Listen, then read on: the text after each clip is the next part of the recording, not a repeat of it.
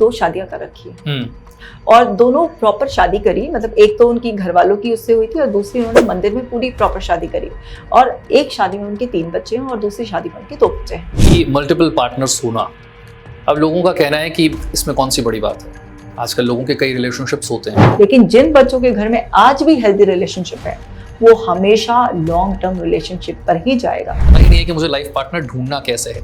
उम्र बीत रही है और उसके बाद वो कंफ्यूजन में चले जाते हैं कि इतने सारे लोगों के साथ मैं रिलेशनशिप में रहा या रही, लेकिन अब आगे क्या। और प्राउडली बताते हैं कि मेरा बॉडी काउंट इतना है, यानी कि मैंने इतने लोगों के साथ सेक्सुअल इंटीमेसी बनाई है। आज जिस तरीके की वेब सीरीज आ रही हैं जिसमें इस तरीके की कैजुअल रिलेशनशिप को प्रमोट किया जा रहा है, अल्कोहल को प्रमोट किया जा रहा है या होमोसेक्सुअलिटी को प्रमोट किया जा रहा है। पार्टनर का मतलब सिर्फ लाइफ पार्टनर नहीं होता जिसके साथ आप फिजिकली भी कंपैटिबल हो, सेक्सुअली भी कंपैटिबल हो, इमोशनल लेवल पर भी कंपैटिबल हो।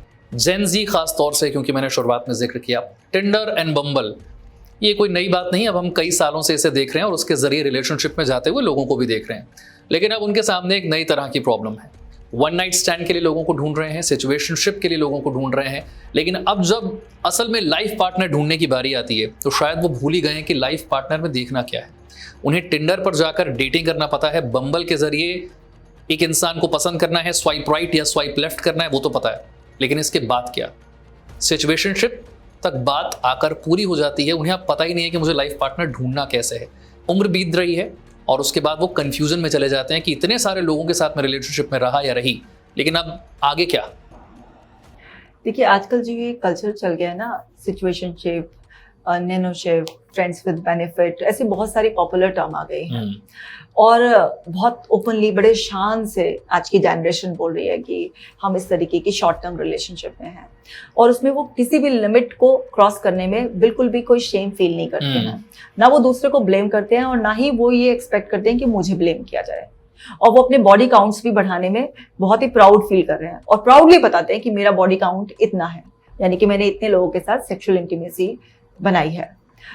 बट ये सारी जो रिलेशनशिप है ना, ये इनके माइंड को इस तरीके से प्रोग्राम कर रही हैं कि अब इनको ट्रस्ट इश्यूज डेवलप हो रहे हैं, क्योंकि जो आदमी जैसा है उसे वैसा ही दूसरा भी दिखाई देता है। उसने अगर कैजुअल रिलेशनशिप की है, वन नाइट स्टैंड किया है, उसने किसी के साथ होते हुए भी और 4 लोगों को अपने साथ घुमाया है, तो उसको लगेगा सारी दुनिया ही ऐसा कर रही है। तो वो ना रिलेशनशिप को लेकर कभी स्ट्रॉन्ग फाउंडेशन बना ही नहीं पाएगा। और इस सब के पीछे कहीं ना कहीं वेब सीरीज और जो हमारी मूवीज में दिखाया जाता है उसका बहुत इंपॉर्टेंट रोल है। हमारे टाइम में जिस तरीके की मूवीज आती थी उसका इम्पैक्ट हम लोगों के ऊपर था। आज जिस तरीके की वेब सीरीज आ रही हैं जिसमें इस तरीके की कैजुअल रिलेशनशिप को प्रमोट किया जा रहा है, अल्कोहल को प्रमोट किया जा रहा है या होमोसेक्सुअलिटी को प्रमोट किया जा रहा है, वो सब हमारे बच्चों के दिमाग में जा रहा है। पर आपसे भी लोग कहते होंगे कि ये तो इस आज के ज़माने की सच्चाई है। अगर आप ये सब नहीं कर रहे या नहीं जानते तो आप बहुत ओल्ड फैशन है, ज़माना बहुत बदल गया, आपको बदल जाना चाहिए। हाँ, इस तरीके से कई बार जो है ना यंगस्टर्स बहस करते हुए भी आपको दिखाई दे सकते हैं, पर बात समझ में है ना कि उनका भी मैच्योर माइंड है। आपका प्रीफ्रंटल कॉर्टेक्स जो रैशनल थिंकिंग ब्रेन है तकरीबन 25 साल तक डेवलप होता है पूरी तरह से। तो अब बच्चा अगर 16 साल का है, 17-18 साल का है, तो अभी वो लाइफ को उस नजरिए से देख ही नहीं पा रहा है जो आगे चलकर लाइफ की रियलिटी उसके सामने आएगी। इस तरीके से कैजुअल रिलेशनशिप में कैसे सरवाइव करेगा। वो जो एक सेंस ऑफ सेफ्टी हमें हमेशा से चाहिए, एंसेस्टर्स के टाइम से हम लोग ग्रुप बना के रहा करते थे, तो वो ग्रुप कहाँ से मेंटेन करेगा। वो कहते हैं कि ग्रुप की जरूरत क्या है, हम अकेले काफी हैं। ये ना ऐसे कहना कि ग्रुप की जरूरत क्या है, अकेले काफी है, ये तब तक है जब तक एक जवानी का जोश है और अभी सब कुछ रोजी रोजी है। जब रियलिटी हिट करेगी ना तो पता चलेगा कि मीनिंगफुल रिलेशनशिप की हमेशा से जरूरत थी, आज भी है, और इंसान कितना भी तरक्की कर ले वो हमेशा ही रहेगी। आज रिलेशनशिप में भले ही आप एक दूसरे का खर्चा उठाने की जरूरत नहीं है, क्योंकि आज दोनों पार्टनर इंडिपेंडेंट होते हैं, अच्छी खासी एजुकेशन लेते हैं और कमाते अच्छा है। तो अब बेसिक नीड, सर्वाइवल नीड्स पूरी की जरूरत नहीं होती है, ना फीमेल की कि वो मेल पार्टनर से एक्सपेक्ट करिए और ना ही मेल की। मेल्स की तो चलो पहले भी नहीं होती थी, मेल को पहले से प्रोग्राम किया जाता है कि उसी को ही सबके सर्वाइवल का अरेंजमेंट करना है। बट अब फीमेल की कंडीशनिंग भी चेंज हो गई है। अब उन्हें पार्टनर इसलिए नहीं चाहिए कि मेरे खर्चे उठाएगा या मेरे को खाना खिलाएगा या मेरे को कपड़े दिलाएगा। अब उसको यह कि एक कंपैटिबिलिटी चाहिए। पर जो हमारे जेंजीज हैं आजकल, जो इस तरीके की रिलेशनशिप शॉर्ट टर्म में विश्वास करने लगे हैं, अभी वो रियलाइज नहीं कर पा रहे हैं। उनसे बात की जाए तो वो ओल्ड स्कूल बता देते हैं कई बार, या वो बोलते हैं कि नहीं ये तो फन के लिए है। ये सारे एक्सपीरियंसेस भी होने बहुत ज़रूरी हैं। ठीक है, एक्सपीरियंसेस होने ज़रूरी हैं, पर एक बात बताइए, आप कितने एक्सपीरियंस लोगे? आप अपनी बॉडी को गलत प्रोग्राम कर रहे हो। आपकी बॉडी के पास वो मेमोरी सेव रहती है।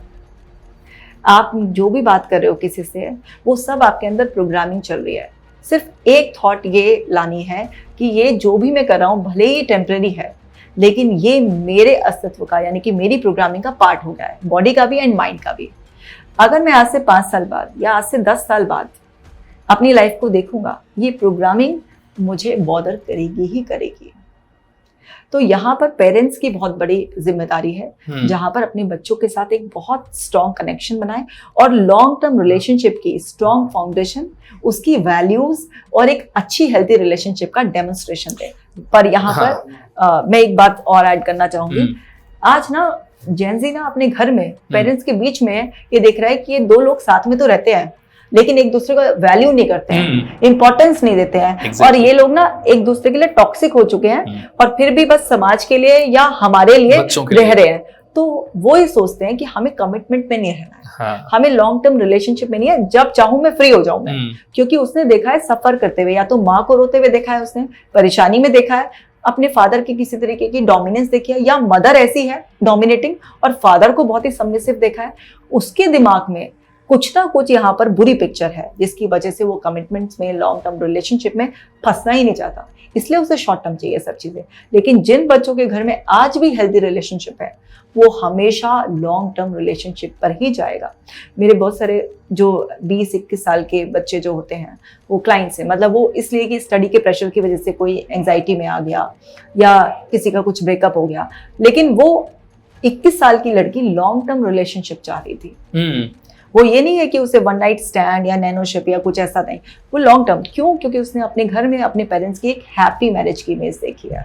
तो आपके सबकॉन्शियस माइंड में रिलेशनशिप का मीनिंग एंड इमेज क्या पड़ा हुआ है, उस बात पर डिपेंड करेगा कि आप ये जो कैजुअल रिलेशनशिप है उसकी तरफ जाओगे या फिर आप एक लॉन्ग टर्म रिलेशनशिप को वैल्यू करोगे। आज भी जमाना पहले भी खराब था, आज और ज्यादा हो गया है, आने वाला वक्त हो सकता है और भी ज्यादा हो।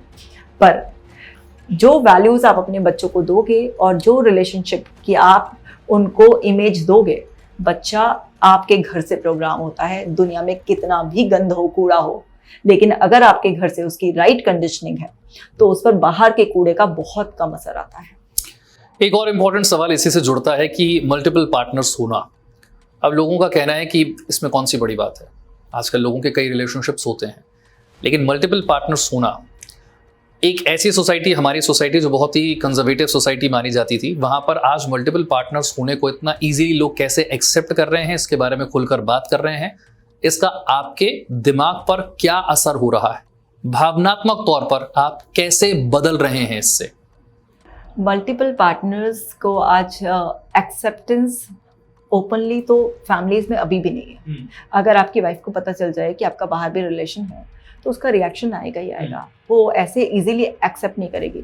लेकिन कुछ सोशल मीडिया पे इस तरीके की फैमिलीज हैं आजकल जिन्होंने, एक आदमी ने 2-2 वाइफ रख रखी है और ये बढ़ता जा रहा है ना, इस तरीके से नॉर्मलाइज किया जा रहा है। ठीक है कि अगर आप 2 वाइफ भी रखते हो और पहली वाली को प्रॉब्लम नहीं है तो आप रख सकते हो।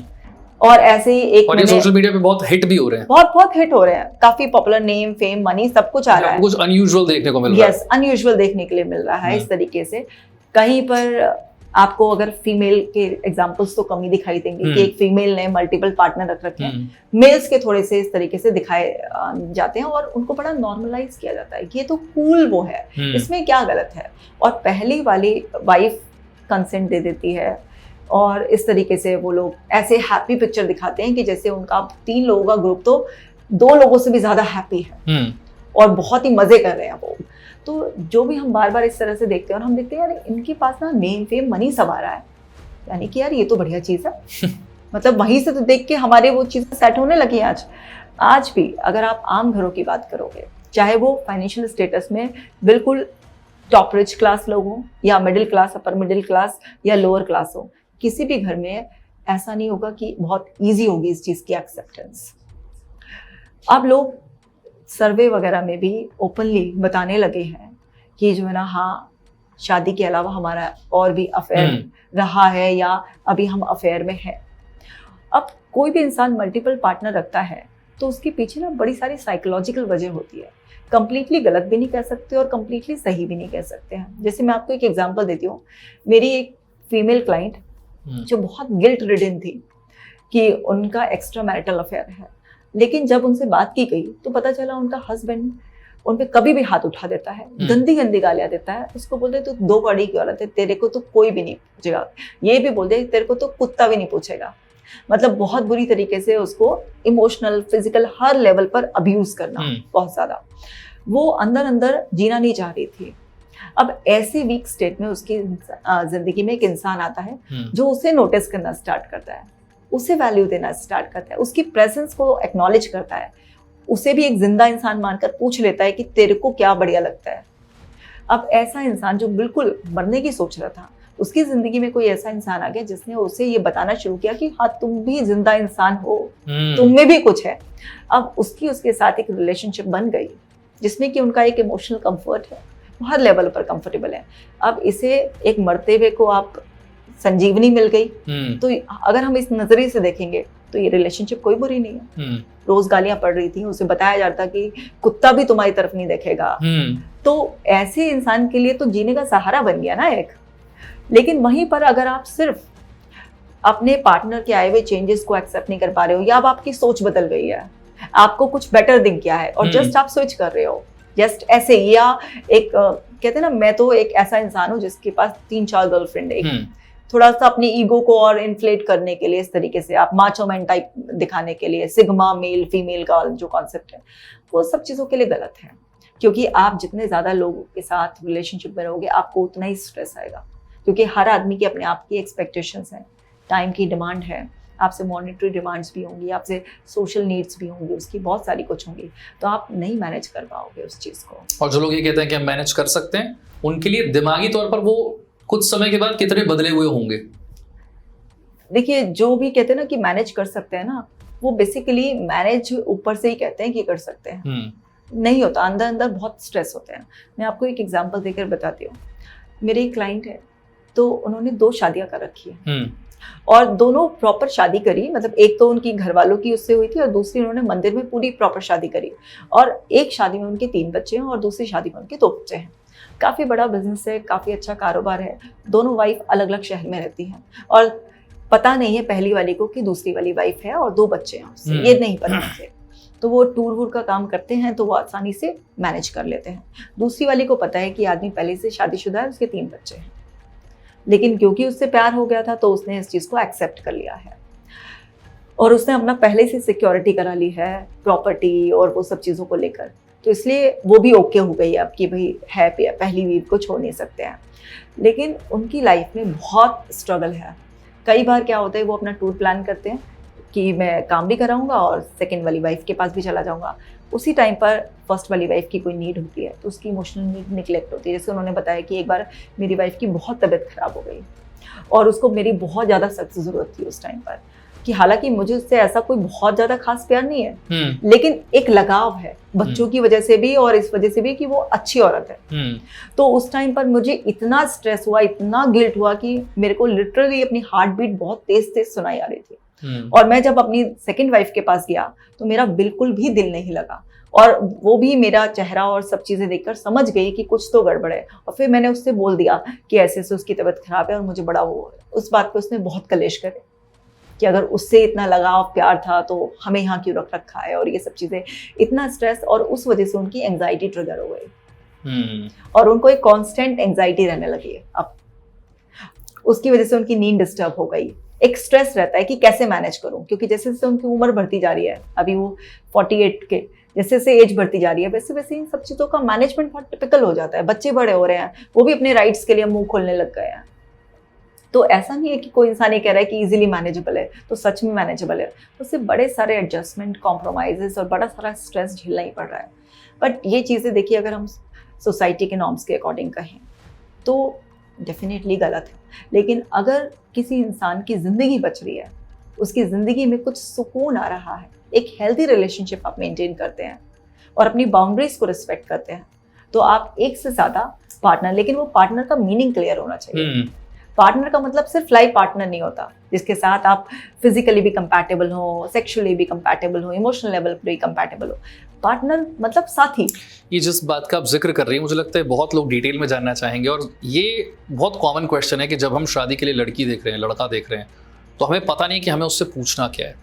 बहुत सारे लोग क्वेश्चन करते हैं कि अरेंज मैरिज कैसे की जा सकती है। पहले के समय में तो लोग कुछ भी नहीं पूछते थे, माँ बाप तय कर देते थे।